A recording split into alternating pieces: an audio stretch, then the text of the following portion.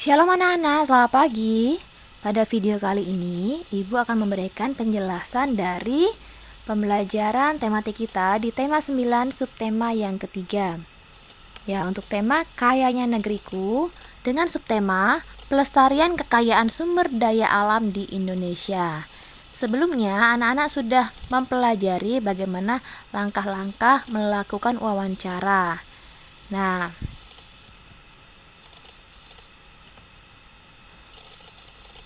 melakukan wawancara ini contohnya tentang penggunaan energi alternatif. Jadi wawancara ini bertujuan untuk mendapatkan informasi langsung dari narasumber yang ahli. Nah, anak-anak bisa menentukan topik dan narasumber yang akan diwawancarai, lalu susun pertanyaan, ya, kemudian catatlah jawaban yang diberikan oleh narasumber. Langkah-langkah dalam wawancara harus menggunakan bahasa Indonesia yang baik dan benar, serta mudah dipahami oleh narasumber. Contoh pertanyaan wawancara, berapa kali sungai ini dibersihkan oleh warga setempat secara bergotong royong dalam setahun?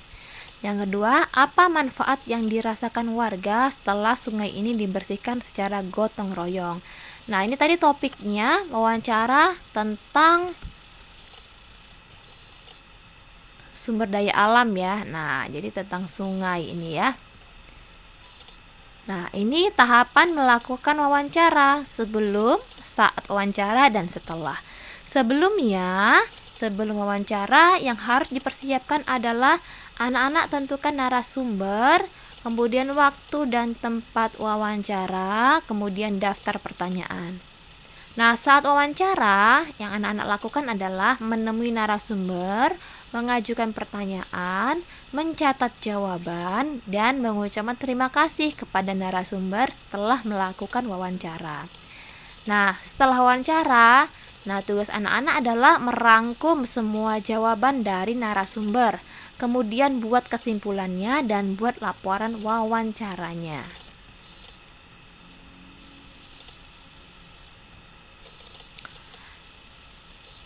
Nah, penghematan sumber energi agar tidak cepat habis dapat dilakukan dengan beberapa cara. Nah, yang pertama, mengurangi penggunaan kendaraan bermotor sebagai alat transportasi utama. Anak-anak bisa gunakan sepeda untuk pergi ke tempat yang tidak terlalu jauh dari rumah ya. Yang kedua, memilih berjalan kaki atau bersepeda. Kemudian yang ketiga, mematikan peralatan listrik jika tidak digunakan. Yang keempat, menggunakan sumber energi alternatif sebagai pengganti energi dari fosil. Nah, energi alternatif itu contohnya energi dari cahaya matahari, dari angin ya, atau dari air, dari gelombang laut, itu dari misalnya biodiesel ya, sebagai pengganti energi fosil atau minyak bumi. Nah, ini energi alternatif tadi udah Ibu sebutkan, itu adalah energi yang bisa mengganti sumber energi yang akan habis. Nah, energi alternatif itu yang digunakan juga harus ramah lingkungan. Contohnya, pemanfaatan sumber energi alternatif dari pengolahan kotoran ternak sapi menjadi biogas. Nah, biogas ini adalah pengganti gas LPG sebagai bahan bakar pada kompor. Ya, jadi kotoran sapi itu diolah ya sehingga menghasilkan gas. Nah, gasnya nanti akan digunakan untuk menyalakan kompor gas di rumah-rumah. Nah, gasnya ini tidak bau ya anak-anak karena sudah diolah ya, sehingga dia seperti gas yang ada di rumah kalian, bisa menyalakan kompor dan bisa digunakan untuk memasak. Nah, menjelaskan pemanfaatan energi alternatif. Nah, salah satu upaya penghematan penggunaan sumber energi adalah menggantinya dengan energi alternatif. Energi alternatif adalah sumber energi yang tersedia di alam dalam jumlah yang melimpah dan tidak akan habis walau digunakan terus-menerus. Penggunaan energi alternatif juga tidak menimbulkan polusi bagi lingkungan. Contoh, tadi Ibu sudah sebutkan beberapa energi alternatif antara lain matahari, angin, air, panas bumi, biogas, dan biomasa. Nah, coba anak-anak cari informasi bagaimana cara memanfaatkan sumber energi berikut. Misalnya ini panas matahari, kemudian panas bumi, kemudian gelombang air laut atau ombak bisa dimanfaatkan sebagai sumber energi. Misalnya, ini panas matahari bisa digunakan sebagai PLTS, pembangkit listrik tenaga surya. Nah, panas bumi juga bisa digunakan sebagai pembangkit listrik, ombak juga bisa digunakan untuk pembangkit listrik. Anak-anak bisa cari cara memanfaatkan sumber energi berikut ini untuk kegiatan-kegiatan yang lainnya. Nah, sekarang untuk memanfaatkan sumber daya alam itu harus bijaksana. Yang pertama, menggunakan sesuai kebutuhan saja. Yang kedua, tidak mengubah lahan hutan menjadi perumahan. Yang ketiga, menerapkan sistem tebang pilih tanaman. Yang keempat, melakukan reboisasi pada lahan yang gundul. Yang kelima, memperbaiki lahan bekas tambang. Nah, karena kita sedang belajar tentang pemanfaatan sumber daya alam, tentang energi juga, maka mari kita bernyanyi ya dengan lagu yang bertema lingkungan. Saat bernyanyi, nah terlebih dahulu anak-anak harus mengetahui makna dari lagunya. Makna lagu penting agar kita dapat menyanyikan lagu dengan penuh penghayatan. Nah, lagu Desaku Yang Kucinta, anak-anak sudah pernah Ibu ajarkan lagu ini, masih ingat? Nah, ini menceritakan tentang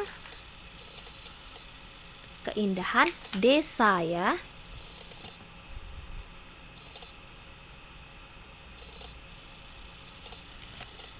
Nah, setiap lagu itu mengandung pesan yang ditujukan kepada orang lain. Jadi, lagu tersebut diisi oleh kata dan kalimat yang sesuai dengan pesan yang ingin disampaikan. Contohnya, lagu bertema lingkungan dan alam bermakna ungkapan rasa syukur atau karunia Tuhan, ajakan untuk berbuat kebaikan kepada alam, dan peran alam bagi manusia. Contoh lagu yang bertema lingkungan adalah Lihat Kebunku. Maknanya adalah tentang keindahan lingkungan yang ada di kebun karena terdapat bunga yang berwarna-warni. Anak-anak pasti tahu kan lagu Lihat Kebunku? Lihat kebunku penuh dengan bunga.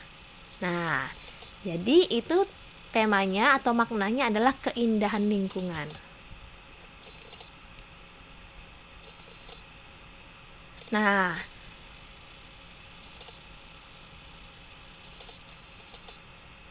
kita juga perlu sikap persatuan dan kesatuan dalam melestarikan sumber daya alam yang ada. Contohnya adalah kerja bakti membersihkan selokan yang penuh dengan sampah. Contohnya, kalau di kelas, mari kita bersihkan kelas kita dari sampah-sampah yang ada di laci meja, di lantai, di depan kelas. Nah, itu cara kita sikap kita dalam persatuan dan kesatuan untuk melestarikan sumber daya alam. Yang kedua, bergotong royong membersihkan sungai dari sampah. Bergotong royong membangun sarana kebersihan dan menanam bibit pohon di sekitar taman atau di sekitar rumah anak-anak.